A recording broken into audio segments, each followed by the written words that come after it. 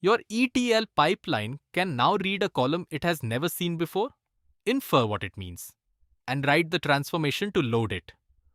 Without you touching a single line, that's not a demo anymore. In 2026, AI has crawled out of the dashboard and into the pipeline itself. But here's the catch most teams miss.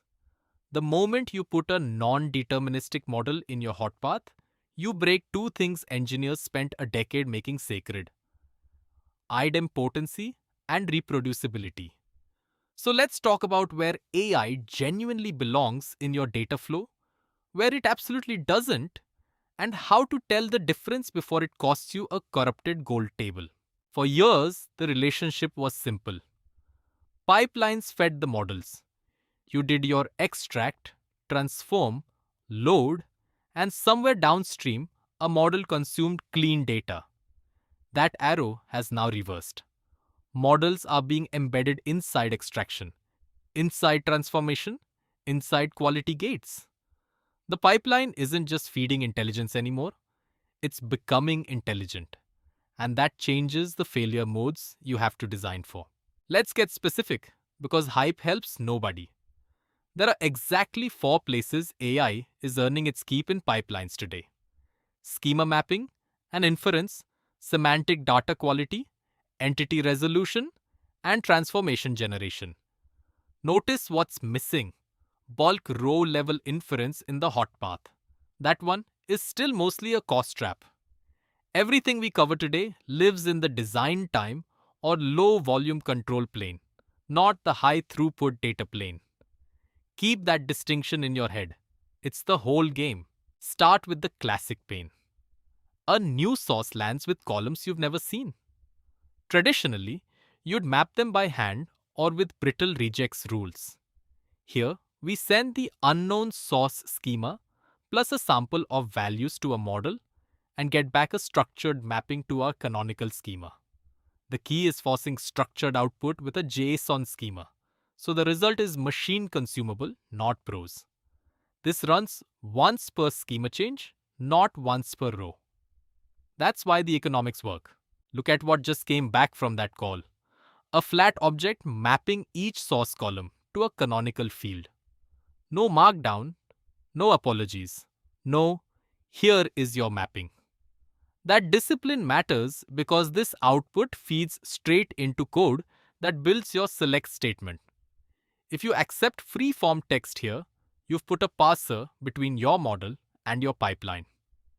And that parser is where the silent failures live. Constrain the output at the model layer, always, but you do not auto-apply an inferred mapping blindly. The pattern that works in production is propose, then confirm. The model proposes the mapping with a confidence score per column. Anything below your threshold gets flagged for review. High confidence mappings auto-apply. Low confidence ones queue for a human. This is the difference between AI that accelerates engineers and AI that quietly poisons your warehouse at 3 in the morning. Now the second area, data quality. Your existing tests check nulls, uniqueness, ranges. Those are syntactic. What they miss is semantic violations. A country field containing a city, a free text node that leaked a credit card number, a product description that contradicts its category. This is where a small classification model shines. We're not asking it to process every row in real time. We sample, score, and alert. Think of it as a smoke detector, not a turnstile. Here's how that lands in a real stack. This is a DBT model in DuckDB that flags rows where a free text column likely contains PII, using a local model exposed as a SQL function. The transformation stays declarative. DBT still owns lineage and tests, but the predicate now carries semantic judgment. The crucial detail is on the highlighted line. We only run the model over rows that pass a cheap regex pre-filter, so the model never sees the full table. Where does that detect RPI function come from? You register it as a Python UDF on your DuckDB connection. backed by a small local classifier. No network call, no per row API bill. This is the architecture that actually scales. Keep the model local and tiny. Vectorize the input and let the engine batch. A 200 million parameter classifier on CPU is plenty for PAI detection, and it costs you nothing per invocation beyond compute you already own. Third area, and arguably the highest ROI, entity resolution. The age-old problem is Bharti Airtel liquidity deed the same customer as Airtel India Limited. Fuzzy string matching gets you maybe 70%. Embeddings get you far further because they capture meaning, not just edit distance. You embed each candidate record, find near neighbors in vector space, and only then apply a precise blocking rule. This is a batch job, not real time, which is exactly why it's cost effective at warehouse scale. Here's the core of it in Python. We embed normalized company names in a batch, build cousin similarity, and group anything above a tune threshold. Notice we're not asking an LLM to decide matches one pair at a time. That would be n squared calls and a budget nightmare. We embed once, then do cheap linear algebra. The model does the expensive semantic work in bulk, and NumPy does the matching for free. Let's make the economics painfully concrete, because this is where teams blow their budget. Imagine a 100 million row table, and you decide to call a hosted LLM per row. Even at a tenth of a cent per call, you're at $100,000 for one run. Now multiply by daily refreshes. This is why the rule is ironclad. AI belongs at design time, at the schema level, and on sampled or filtered subsets. Never naively per row across your fact tables. Fourth area, letting AI write your transformations. Modern DBT workflows now use coding agents that read your source schema, your existing models, and a plain English request. Then propose a new model. The agent generates the SQL, runs it against a DF branch, inspects the row counts and tests, and iterates if something fails. This is genuinely transformative for boilerplate staging models. But, and this is critical, the generated code is a pull request, reviewed by a human, not an auto-merge. What makes the agent trustworthy is the loop it runs before you ever see the PR. It builds the model, runs DBT tests, checks row counts against the source, and only surfaces work that passes. If a unique test fails, the agent reads the error, fixes the SQL, and retries. You're not getting a hopeful guess. You're getting a result that already survived your own test suite. The human review then focuses on intent and edge cases, not syntax. Now the hard part nobody puts in the marketing slides. Your pipeline assumes idempotency. Run it twice on the same input, get the same output. LLMs break that promise. Even at temperature 0, model versions change. Providers update weights, and the same prompt can drift. If a non-deterministic call sits inside a transform, your backfills no longer reproduce. The fix is to treat model outputs as data, not logic. Persist them, version them, and pin the model.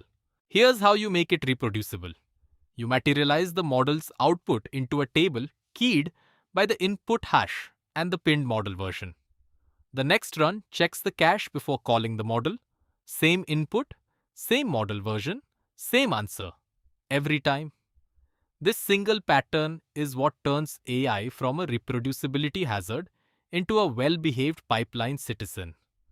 The model becomes an expensive function you memoirs, exactly like any other. Pinning the model solves reproducibility, but it surfaces a new question. When do you upgrade? Models drift, and so does your data. You need an evaluation set baked into the pipeline, a fixed sample with known correct labels that you score on every model version change. If accuracy on that golden set drops, the upgrade is blocked. This is the same MLOps discipline you'd apply to a trained model, now applied to a hosted LLM you don't control. Concretely, you wire this into C. Before any model version is promoted, you run it against your labeled golden set and assert the accuracy hasn't regressed. If it has, the build fails and the old pinned version stays. Look at the assertion. It's a hard gate, not a warning. In data engineering, a silent quality regression is worse than a loud failure because corrupted data spreads downstream before anyone notices. Let's assemble everything into one coherent picture. Raw lands in object storage as Iceberg tables. DuckDB handles transformation with local model UDFs for quality and PII.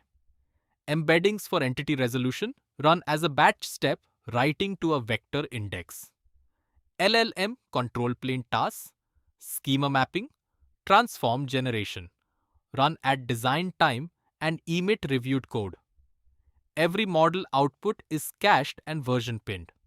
The orchestrator, Darkster, or Airflow ties it together with the eval gate guarding promotions. And here's how the orchestration layer expresses those dependencies. In Darkster, each step is an asset with explicit upstream dependencies, so lineage is first class. The PII scored table depends on staging, the resolved entities asset depends on embeddings, and the eval gate is itself an asset that must succeed before promotion.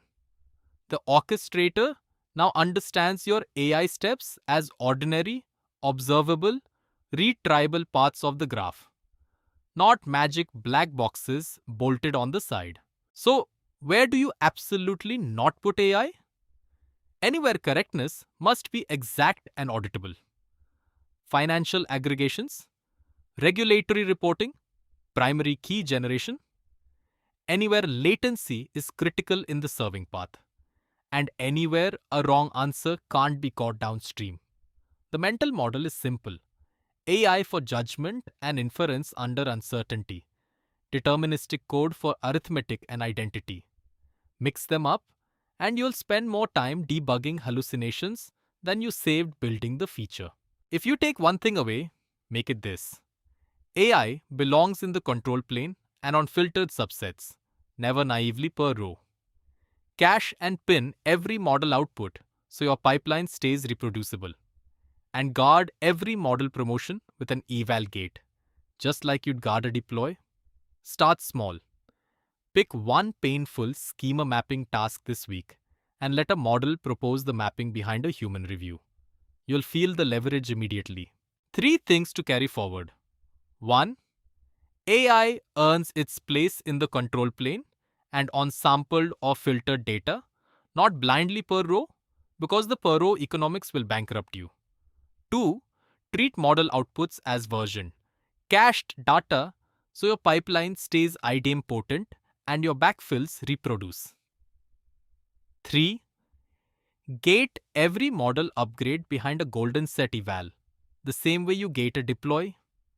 Next in the AI track, we go deeper on building production grade RAG over your warehouse, turning all this clean data into a queryable knowledge layer.